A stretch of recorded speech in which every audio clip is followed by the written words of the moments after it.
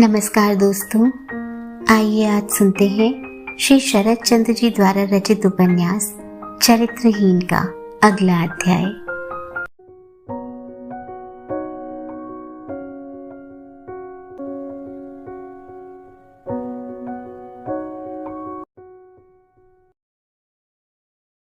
उस जनशून्य गली से निकलकर दोनों जने एक भाड़ा गाड़ी में जा बैठे और खुली खिड़की से रास्ते में कम होते हुए आदमियों की भीड़ की ओर चुपचाप देखने लगे। किसी के मन की अवस्था बात करने लायक नहीं थी। उपेंद्र व्यथित चित्त से सोचने लगे, कल ही घर लौट जाऊंगा। अच्छा हो या बुरा, मेरे हाथ डालने की कोई जरूरत नहीं है। सिर्फ लौटने के पहले इतना ही देख लेना है कि हारान दादा की चिकित्सा हो रही है या नहीं। उसके बाद और कुछ नहीं। 8 साल जो आदमी मन से दूर पड़ा रहा वह बाहर ही पड़ा रहेगा। इतना सोचकर शरीर से लगे हुए कीट पतंग जैसी विरक्ति पैदा करने वाली चिंता को शरीर से झपट कर दूर फेंक दिया और सतीश को पुकार कर कहा, सतीश, एक चुरुट तो दे दे रे, बड़ी ठंड है। सतीश ने जेब से चुरुट निकालकर दे दिया और उसी प्रकार बाहर की तरफ देखने लगा। कोई बात नहीं कही। उपेंद्र ने चुरुट ले लिया और बार बार धुआं निकालते हुए सतीश को सुनाते हुए बोले, ऐसा करने से भीतर का अंधेरा धुएं की तरह बाहर निकल जाता है। सतीश ने कोई जवाब नहीं दिया। झड़झड़ करती वह भाड़ा गाड़ी परिचित अपरिचित सड़कों, गलियों, मकान, घर, दुकान, बाजार को पार कर चलने लगी। चुरुट खत्म हो गया। उसका धुआं न जाने किस आकाश में जाकर खो गया, किंतु दोनों सड़क के दोनों ओर बैठे हुए उसी तरह चुपचाप देखते रहे। उपेंद्र ने मन ही मन सोचा, निश्चय ही सतीश इन्हीं सब विचारों से आंदोलित है और कुछ भी हो उसने कुछ न कुछ स्थिर कर लिया है। ऐसा न होता तो वह इतनी देर तक चुप रहने वाला आदमी नहीं है। उसकी आलोचना के विषय का अनुमान लगाते हुए उन्हें पहले की बातें याद आ गईं। वह गुप्त रूप से सिहर उठे और मन ही मन बोले, कैसा कांड हो गया है। और जो हो गया है वह चाहे कितना भी शोचनीय क्यों ना हो, किंतु उसमें कुछ न कुछ संगत हेतु है, ऐसा उन्होंने समझ लिया था।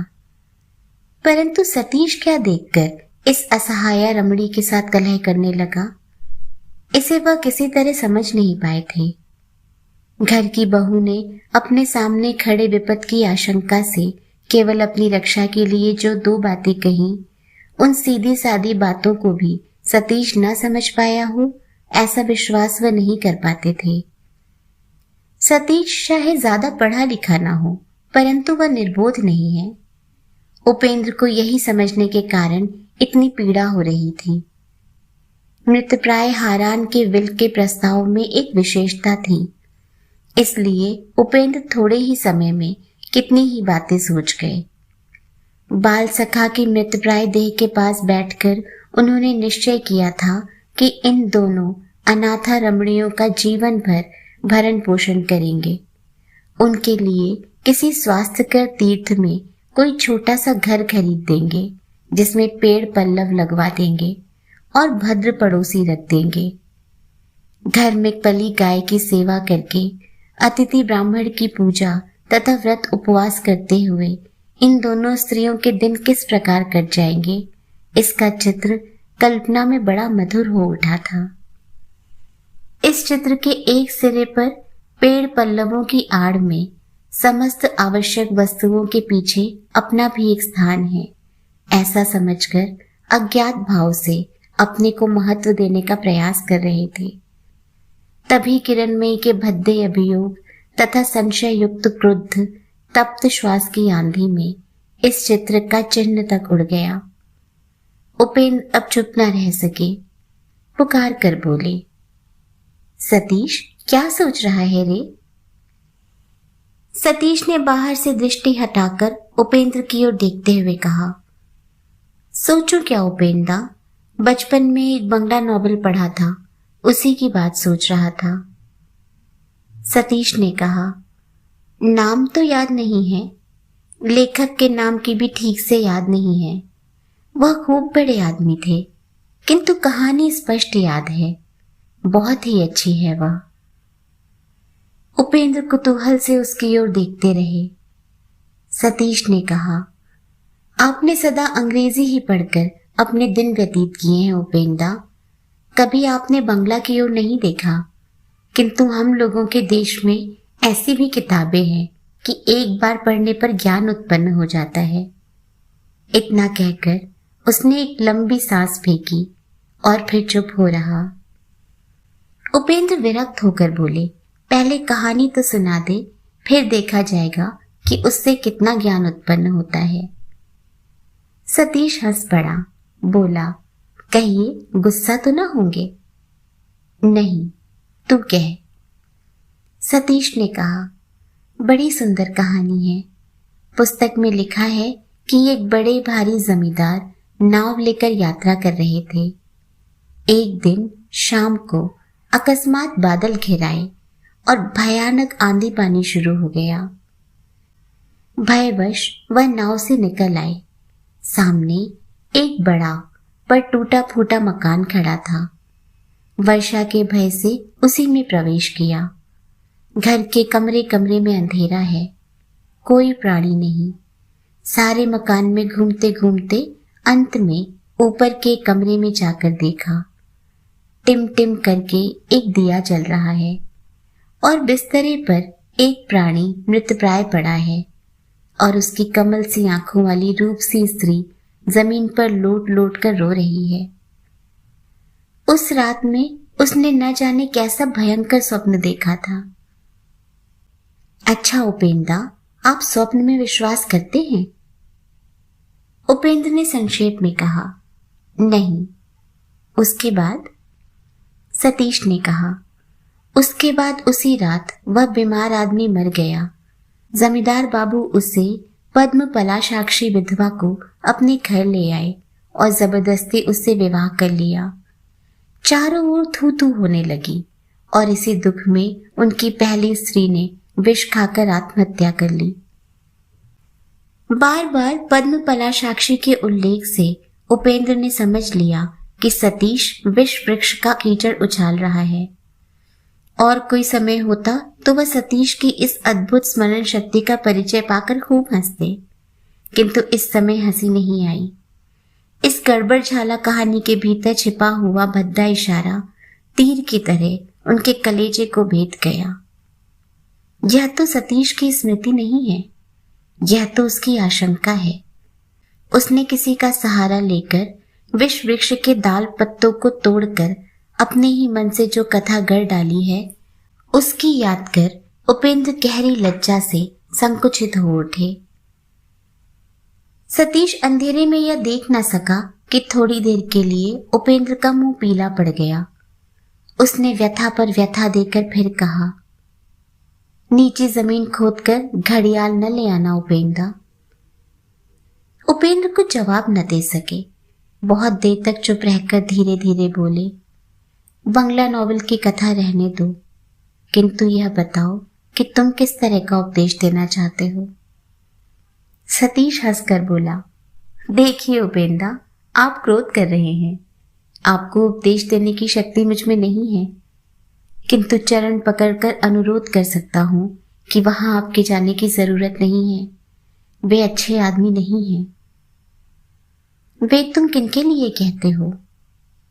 सतीश ने कहा, गुस्सा न कीजिए उपेंद्र, बहुवचन सिर्फ शिष्टता के नाते है।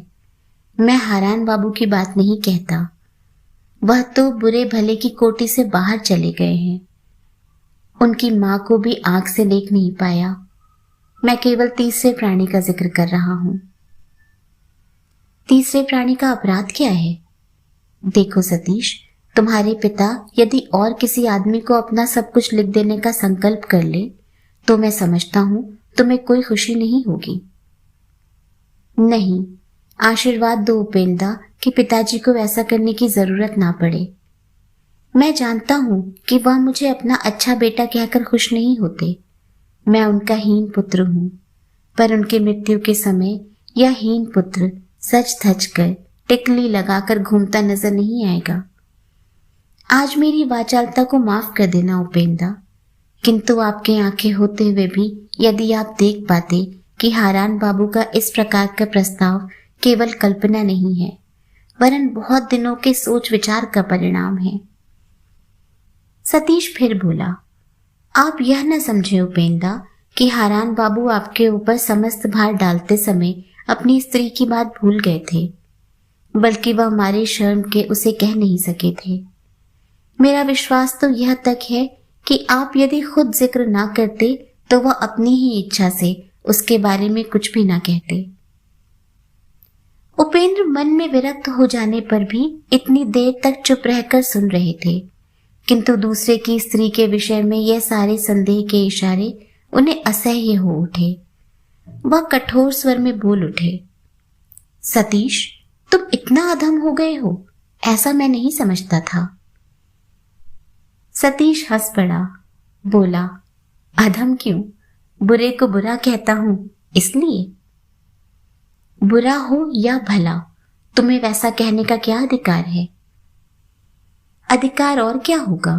वह सब अंग्रेजी ढंग है, बंगाल में उसका कोई अर्थ नहीं होता। हमारे समाज में इतना सूक्ष्म विचार नहीं चलता। जेल खाने के कैदी को भी चोर कहने पर कितने ही लोग ऐतराज करते हैं, किंतु उस बात को तो सामान्य लोग मानकर चल नहीं सकते। वह दूसरी बात है, चोरी प्रमाणित होने के बाद ही उसे चोर कहा जाता है और चोर जेल भी जाता है, किंतु उसके बारे में तुमने क्या प्रमाण पाया है? प्रमाण न होने पर भी कितने ही लोग जेल जाते हैं। वह सब तो जज साहब के हाथ में होता है। हम लोग जो समझ नहीं पाते उसे वह समझ लेते हैं। फिर तुम हम जिसे पानी की तरह सरल देखते हैं, इतने बड़े जज साहब के नजदीक हो सकता है वह पहाड़ की तरह हो। आज आपके ऊपर भी यह बात लागू होती है। यह ना समझो कि मैं गलत कह रहा हूं उपेंद्र। इतनी बड़ी दुनिया को आंखों से देखते हुए भी कितनों को खोजने पर भी ईश्वर का प्रमाण नहीं मिलता। मैं जानता हूं आप क्रोध करेंगे, क्योंकि सदा ही आप भले लोगों से ही मिलते रहे हैं, भला ही देखते आए हैं, स्वयं भले बन गए हैं। किंतु यदि मेरी तरह बुरे भले को देखकर उसमें ही पके होते तो मुझे इतनी बातें कहने की जरूरत ही ना पड़ती। तुम्हारी अपनी आंखें ही कितनी चीजें पकड़ लेती। उपेंद्र कुछ देर तक चुप रहकर बोले, सारी बातों की मेरी आंखों में पड़ने की आवश्यकता मुझे नहीं है। पक्के होने के लिए तुम्हारी तरह हो भी नहीं सकता। तू यह प्रसंग बंद कर दे, गाड़ी फाटक के अंदर प्रवेश कर रही है। किंतु एक बात याद रखना सतीश, कच्चे का मूल्य क्या है यह तुझे तभी मालूम होगा जब तू और पक्का हो जाएगा। दूसरे दिन उठने में उपेंद्र को देर हो गई। सूर्योदय हुए काफी देर हो चुकी है। यह खिड़की से आने वाले प्रकाश को देखते ही समझ में आ गया। उपेंद्र हड़बड़ा कर उठ बैठे। कमरे में सतीश नहीं था, वह कहीं गया हुआ था। बाहर बिहारी खड़ा था। उसने आकर खबर दी, सतीश बाबू सामने के बाग में कुश्ती लड़ रहे हैं। नीचे चाय लग चुकी है और साहब लोग प्रतीक्षा कर रहे हैं। उपेंद्र तुरंत तैयार होकर नीचे चले गए। उनके वहां पहुंचते ही ज्योतिष बाबू ने हाथ पकड़कर उन्हें चाय के टेबल के पास बैठा दिया। वहां उनकी बहन सरोजनी राह देख रही थी। अखबार को दूर फेंक हंसती हुई बोली, कल रात 10 बजे तक हम आप लोगों का रास्ता देखते रहे। अंत में भैया ने कहा, हो सकता है किसी निर्दय दोस्त के हाथ गिरफ्तार हो गए हों और रात को न लौट सके। लौटने में कल कितनी रात हो गई थी उपेंद्र बाबू? उपेंद्र हंसकर बोले, 12। विशेष काम में फंस जाने से सबको क्लेश हुआ। ज्योतिष बोले, यह सब हम समझते हैं। हम यह नहीं समझते कि तुम व्यर्थ की राह में घूमते फिर रहे होगे। सतीश बाबू कहाँ चले गए? बिहारी ने हाजिर होकर निवेदन किया, सतीश बाबू बगीचे के उधर कुश्ती लड़ रहे हैं, उनको खबर भिजवा दी गई है। बिहारी के चले जाने पर ज्योतिष उपेंद्र की ओर देखकर बोले, कुश्ती कैसी, और कोई है क्या? उपेंद्र ने कहा, मैं जानता तो नहीं, शायद कुश्ती ना होगी, बचपन से ही उसे कसरत करने की आदत है, वही कुछ कर रहा होगा। सरोजनी कल दोपहर को म्यूजियम देखने चली गई थी। शाम के बाद घर लौटने पर सुना कि उपेंद्र बाबू और उनके भाई आए हैं, किंतु तब तक वे लोग पथरिया घाट जाने के लिए बाहर निकल गए थे। इसीलिए पूछा, सतीश बाबू कौन है उपेंद्र बाबू? मैंने तो उन्हें देखा नहीं। कल जिस समय हम लोग आए आप थी नहीं। सतीश मेरा बचपन का मित्र है, यद्यपि उम्र में मुझसे बहुत छोटा है। यह रहा। सतीश ने कमरे में प्रवेश किया। कैसी सुंदर बलिष्ठ ऊंची देह है, माथे से तब भी बूंद बूंद पसीना बह रहा था। सुश्री गौर वर्ण के मुख पर खून की लाल झलक पड़ने से वह और भी सुंदर दिखाई पड़ रहा था। सरोजनी ने क्षण भर देखकर ही आंखें नीची कर ली। ज्योतिष बोले, नौकर कह रहा था कि आप कुश्ती लड़ रहे हैं, किंतु कुश्ती लड़े या जो भी करें, आपकी देह की ओर देखने से ईर्ष्या होती है। लगता है मेरे जैसे 4-5 आदमी भी आपके पास फटक नहीं सकते। सतीश ने कुछ हंसकर कहा, बिना परीक्षा लिए इतना बड़ा सर्टिफिकेट ना दीजिए। इसके अलावा सिर्फ शरीर के बल को लेकर ही क्या होगा, मेरे पास दूसरा कोई जोर है नहीं। बात के अंतिम अंश में दुख की झलक दिखाई पड़ी। सरोजनी ने चाय ढालते ढालते मन ही मन अंदाज लगाया। जान पड़ता है सतीश बाबू की सांसारिक अवस्था अच्छी नहीं है। ज्योतिष तो पहले ही उपेंद्र से सब कुछ सुन चुके थे, इसलिए वह चुप बैठे रहे। इस बीच चाय के प्याले भर गए। सतीश ने उस ओर नजर तक न उठाई और दीवार पर टंगे हुए चित्र की ओर टकटकी लगाए देखता रहा। ज्योतिष बोले, आइए सतीश बाबू, सब कुछ तैयार है। सतीश निकट चले आकर कुछ हंसता हुआ बोला, आप लोग शुरू करें, मैं स्नान किए बिना कुछ नहीं खाता। विलक्षण बात है, मैं तो यह बात जानता नहीं था। तब जाइए और देरी ना करें। नहीं नहीं, आप परेशान ना हो, स्नान मेरा अपने समय पर ही होगा। इसके अतिरिक्त सुबह कुछ खाने की मेरी आदत नहीं है। मेरा मध्याह्न भोजन साधारण लोगों से कुछ ज्यादा होता है, इसलिए चाय इत्यादि व्यर्थ की चीजें खाकर मैं उसे नष्ट कर देना ठीक नहीं समझता। उसकी जगह मैं इस हारमोनियम को खोलकर 2 भजन गाता हूँ। आप लोगों के दोनों काम चलते रहें। गाना गाने के प्रस्ताव से सरोजनी बहुत खुश हो गई और मुंह उठाकर हठात कह बैठी, यही अच्छा है। किंतु दूसरे ही क्षण अप्रतिभ होकर उसने सिर झुका लिया। यह बात खुद उसी के कान में न जाने कैसी लगी। ज्योतिष हंसकर बोले, मेरी बहन को गाने के आगे और कुछ नहीं चाहिए। नहीं नहीं सतीश बाबू, आप। उपेंद्र अभी तक चुप रहकर मन ही मन खींच रहे थे, अब बोल उठे, नहीं नहीं, इससे क्या, वह स्नान किए बिना खाता नहीं, सुबह के समय नहीं खाता। हम लोग बराबर उसका ख्याल करके बैठे रहे हैं और चाय का प्याला ठंडा जल होता जा रहा है। नहीं सतीश, तू अपना भजन तजन खत्म कर, मुझे और भी काम है। इतना कहकर उन्होंने चाय का प्याला मुंह से लगा लिया। ज्योतिष मन ही मन आराम का अनुभव कर मृदु मृदु हंसने लगे। सतीश दूर एक कुर्सी पर बैठ गया। इसके बाद उसे गाना गाने का और उत्साह नहीं हुआ।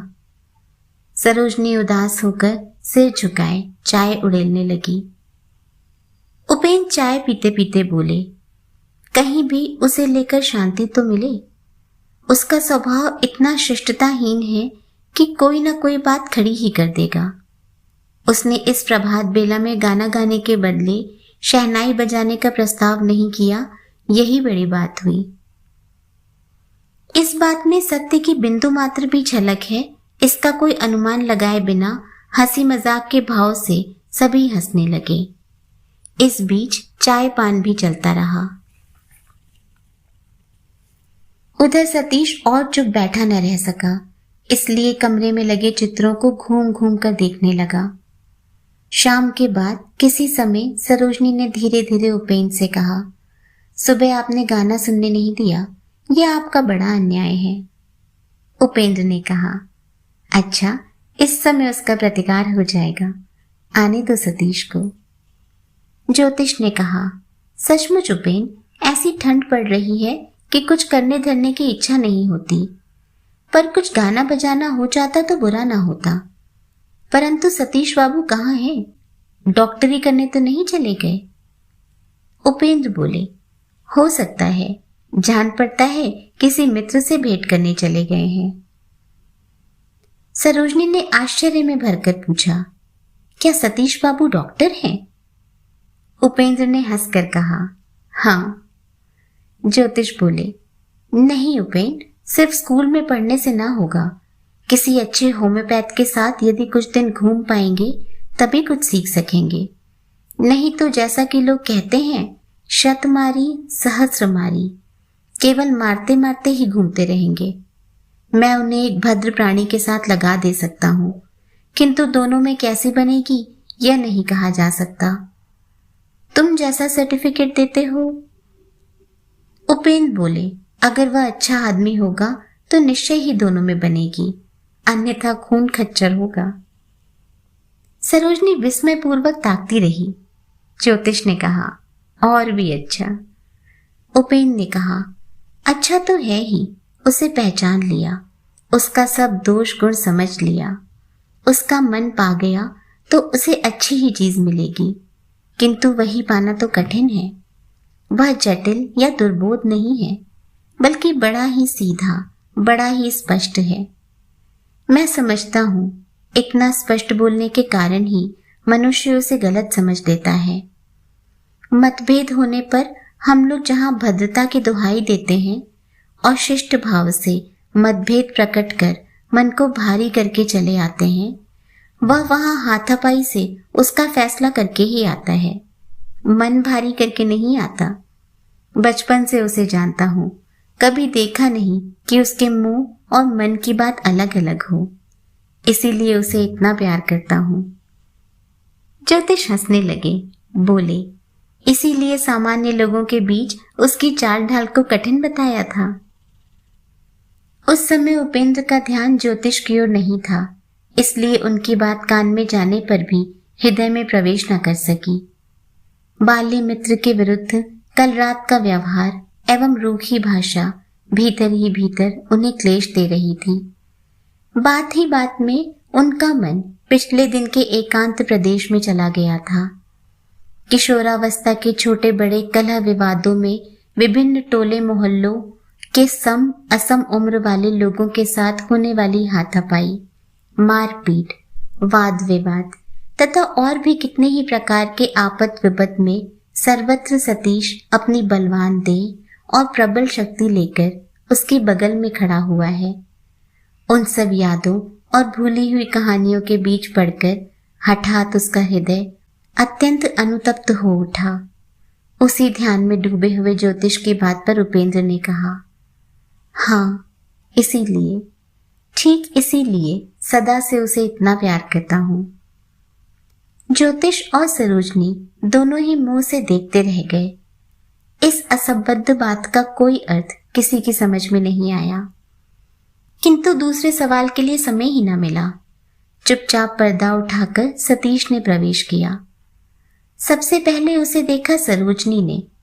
उसी ने आनंदित होकर संवर्धना की। अच्छा हुआ सतीश बाबू आ ही गए। सतीश ने चुपचाप सबकी ओर दृष्टि डालकर हंसते हुए कहा, लगता है मेरी ही बात हो रही थी। उपेंद्र मुझे और मुंह दिखाने न देंगे। इतना कहकर थोड़ी ही दूर रखे एक कोच पर बैठने गया तो उपेंद्र हाथ से हारमोनियम बाजा दिखाते हुए बोला, जरा वहां जाकर बैठो। सरोजनी मुझे दोष दे रही थी कि मेरे ही कारण उस समय गाना नहीं हो सका। सतीश निर्दिष्ट स्थान पर बैठकर कौतुक के साथ बोला, अभी तो गाना नहीं हो सकेगा, यह मेरे शहनाई बजाने का वक्त है उपेंद्र। उसी दिन ज्यादा रात गए सभा समाप्त होने के बाद बिछौने पर लेटी सरोजनी ने दीर्घ निश्वास फेंककर मन ही मन कहा, वह यदि हम लोगों के लिए कोई आत्मीय होते तो उन्हीं के पास सीखती। उसे संगीत सिखाने के लिए एक हिंदुस्तानी उस्ताद नियुक्त थे। उन्हीं की जगह सतीश की कल्पना करने के लिए नाना प्रकार की तरकीबें सोचते सोचते किसी समय उसे नींद आ गई। उपेंद्र और सतीश के चले जाने पर किवाड़ बंद करके किरणमयी वहां खड़ी रही। अंधेरे में उसकी दोनों आंखें हिंसक जंतु की तरह जलने लगी। उसके मन में होने लगा कि दौड़कर किसी के सीने में दांत चुभोने पर ही वह बच सकती है। हाथ के दीप को ऊंचा करके उन्मत्त मुद्रा में बोली, इस घर में आग लगा देने का उपाय होता तो आग ही लगा देती। आग लगाने के बाद जहां मन में होता चली जाती। बुलाते बुलाते, चिल्लाते चिल्लाते, एक एक करके दोनों जल मरते। मेरे साथ शत्रुता करने का समय ही उन्हें ना मिलता। शीत की रात में भी उसके माथे और मुंह पर पसीना आ गया था। उसे हाथ से पोंछते पोंछते सहसा अपने को ही धिक्कारती हुई बोली, मैंने उपेंद्र बाबू को खबर ही क्यों होने दी? क्यों मैंने अपने पांव में कुल्हाड़ी मारी? किंतु मैं निश्चय पूर्वक कह सकती हूँ कि यह सब उसी अभागी बुढ़िया का काम है। लड़के के साथ स्वार्थ साधने को उसी ने ऐसा कराया है। सतीश की बातें विषैले बिच्छू के डंक की तरह रह रहकर जल उठने लगी। इन दोनों प्राणियों ने कुछ न कुछ तो सुना है, इसका उसे जरा संदेह नहीं था। किंतु कितना और क्या क्या सुना है, इसे निश्चित रूप से न जान सकने के कारण वो और भी छटपटाने लगी। पति और सास दोनों ने मिलकर उसे समझाया था कि उपेंद्र के समान दूसरा आदमी नहीं मिलेगा। उनके आ जाने के बाद और कोई दुख नहीं रह जाएगा। तब उसने क्यों विश्वास कर लिया? क्यों उसने अपने ही हाथ से चिट्ठी लिख दी? अंधेरे कच्चे आंगन के एक ओर खड़े होकर क्रोध में उन्मत्त वह स्त्री इन लोगों को मिथ्यावादी, कुचक्री, शैतान इत्यादि न जाने क्या क्या कह कह कर भी तृप्ति न पा सकी। क्रोध और हिंसा ने उसके हृदय में जो आक्षेप भर दिए थे, उनका कण मात्र भी प्रकट करने की भाषा उसे याद नहीं आई। तब वह तन मन से प्रार्थना करने लगी कि उस अधमरे आदमी की रात न बीतने पाए। 2 दिन बाद सुबह किरण रसोई घर में बैठी तरकारी काट रही थी। दासी ने आकर खबर दी, डॉक्टर साहब आए हैं। किरण ने कटोरे की ओर से मुंह उठाए बिना कहा, माँ आज अच्छी है, जाकर उन्हें कह दे। दासी कुछ आश्चर्य में पड़ गई। कुछ देर तक उधर देखते रहने के बाद बोली, वह उसी कमरे में बैठे हुए हैं। उसकी बात के विशेष अर्थ की ओर जरा भी ध्यान न देकर किरण सहज भाव से बोली, उनकी दवा कोई खाता तो है नहीं, तब भी वह क्यों आते हैं मैं नहीं समझती। तू अपने काम पर जा, वह अपने आप चले जाएंगे। इस डॉक्टर की दवा किसी काम में नहीं आती। दासी के लिए यह कोई नई खबर नहीं थी, इसीलिए उसे कहने की जरूरत भी नहीं थी। किंतु वह आते क्यों हैं, ये सवाल पूर्णतया नया है। वह विस्मित होकर सोचने लगी। कल शाम को वह कमरे में गया था। इस बीच एकाएक ऐसी कौन बात हो गई कि डॉक्टर का इस घर में आना अनावश्यक हो उठा। एक बार वह फिर हिम्मत करके बोली, ना हो तो तरकारी मैं काटे देती हूँ, तुम एक बार जाओ ना। किरणमयी सहसा बड़े ही रूखे भाव से बोल उठी, तू जा और कोई कामकाज हो तो कर। इस आकस्मिक और बिल्कुल अनावश्यक उग्रता से दासी बिल्कुल स्तब्ध हो गई। इस घर में वो बहुत ज्यादा पुरानी न होने पर भी नई नहीं है। इससे पहले भी इस प्रकार की अकारण तेजी का परिचय वह पा चुकी है, किंतु बिल्कुल ऐसी बात की उसे कोई याद नहीं है। और बिल्कुल कोई दूसरा समय होता तो लगता कि वह भी गुस्सा करती, किंतु आज नहीं किया। अति विस्मय से वह कुछ ऐसी ही अभिभूत हो उठी थी। इसलिए कुछ देर चुप रहकर वह धीरे धीरे उस कमरे के दरवाजे के पास आकर डॉक्टर से बोली, वह इस समय काम में व्यस्त हैं, इस समय आप चले जाइए। डॉक्टर पांव के पास बैग रखकर तख्त पर उद्विग्न मुख लिए बैठा था। बोला, अच्छा, व्यस्त है, पर मुझे भी तो काम है। दासी ने कहा, तब जाओ ना बाबू। डॉक्टर अवाक हो गया, फिर कहा, जाकर एक बार कह दो मुझे एक विशेष काम है। दासी ने कहा, आप समझते क्यों नहीं डॉक्टर साहब, मैं खूब कह चुकी हूं, अब और न कह सकूंगी। वह सब मैं कुछ नहीं जानती, आज आप जाएं। इतना कहकर वह चली गई। इस उपेक्षा और लांछना से पहले तो डॉक्टर को गहरी चोट लगी, किंतु दूसरे ही क्षण वह लज्जाजनक दुर्घटना की संभावना मन में आते ही वह भीतरी बात सुनने को व्याकुल हो उठा। उसे प्रतीक्षा के लिए बैठे रहने में आपत्ति नहीं थी और उसने प्रतीक्षा की भी, किंतु कोई लौट कर नहीं आया। तब वह खड़े खड़े न जाने क्या क्या सोचता रहा। फिर चले जाने का निश्चय कर हाथ में बैग उठा लिया, पर सिर ऊपर उठाते ही देखा द्वार के सामने किरणमयी खड़ी है। डॉक्टर ने उठते हुए अभिमान को दबाकर कहा, जरा हटो, बड़ी देरी हो गई, और भी कितने ही रोगी राह देखते बैठे होंगे। माँ तो आज अच्छी है।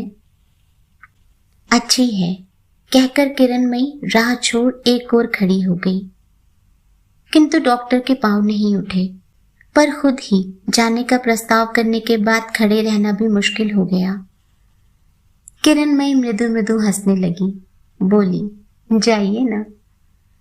डॉक्टर ने मुंह उठाकर भवें सिकोड़ ली। बोला, तुम क्या समझती हो कि मैं जाना नहीं चाहता? मैं क्या पागल हूं कि समझूंगी आप जाना नहीं चाहते? हाँ डॉक्टर, जरा सुनो तो कि कितने रोगी तुम्हारी राह देख रहे हैं। इतना कह मुंह फिराकर हंसने लगी।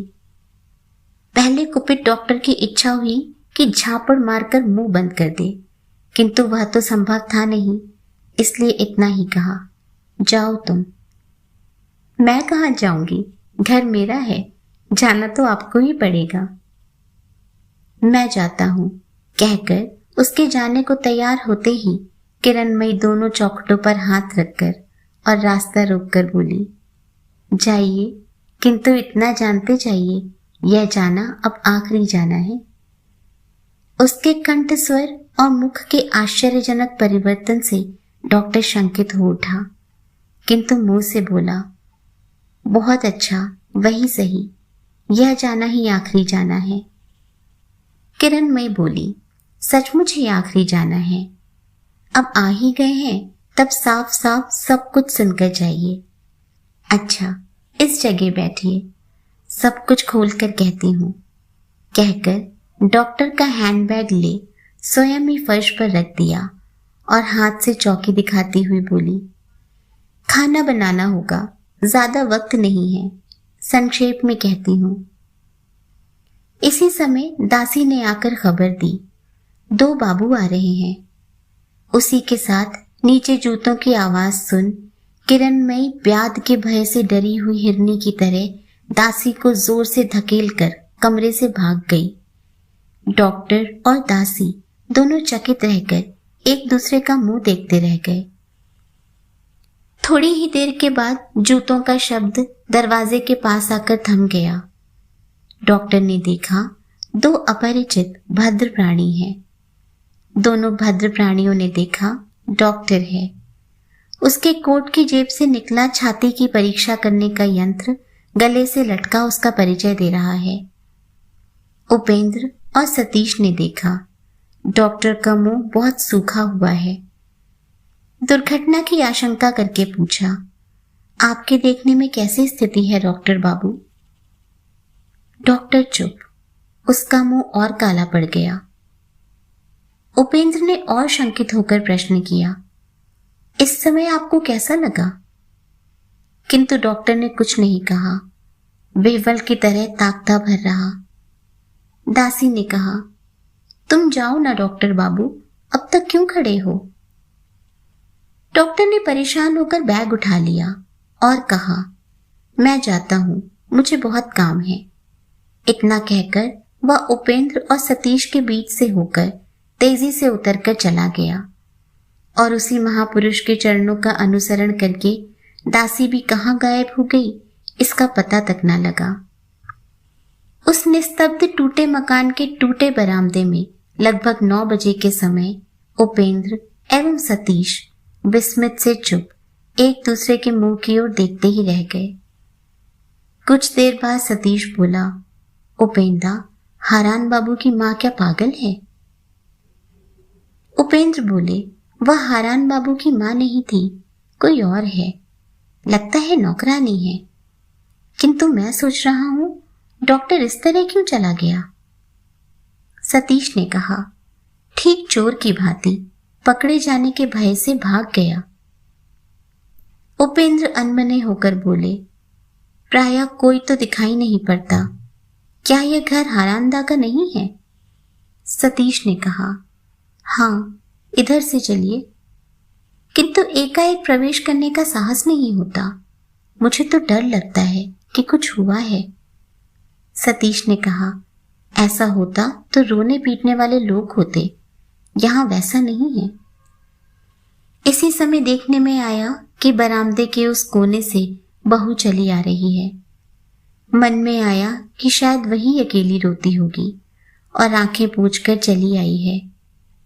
कल दीपक के प्रकाश में जो मुंह सुंदर दिखाई पड़ा था, आज दिन के समय सूर्य की रोशनी में सहज ही समझ में आ गया कि ऐसा सौंदर्य और कभी आंखों से नहीं देखा है, जीवित प्राणी में भी नहीं। बहू ने कहा, आज हम लोग आपके शुभागमन के लिए प्रस्तुत नहीं थे, सोचा कि आने को कह जाने पर भी शायद आ नहीं सकेंगे। सतीश की ओर देखकर सहसा मधुर मुस्कान के साथ बोली, देवर जी भी हैं। आज सतीश ने सिर झुका लिया। उपेंद्र ने पूछा, हारान कैसे हैं? बहू ने संक्षेप में ही जवाब दिया, उसी तरह, आइए उस कमरे में चलिए। हारान के कमरे में उनकी माँ अघोरमयी शैया के बगल में बैठी थी। उपेंद्र के प्रणाम करते ही वह उच्च स्वर में रो पड़ी। हारान ने थके हुए स्वर में मना करते हुए कहा, चुप हो जाओ माँ। उपेंद्र लज्जा और दुख से एक किनारे बैठ गया। सतीश इधर उधर देखकर मुंह लटकाकर उसी काठ के संदूक के ऊपर बैठ गया। बहू मुहूर्त भर के लिए खड़ी होकर सतीश की ओर बिजली की तरह कटाक्ष करके बाहर चली गई, मानो स्पष्ट कह गई कि तुम लोग ये अच्छा काम नहीं कर रहे हो।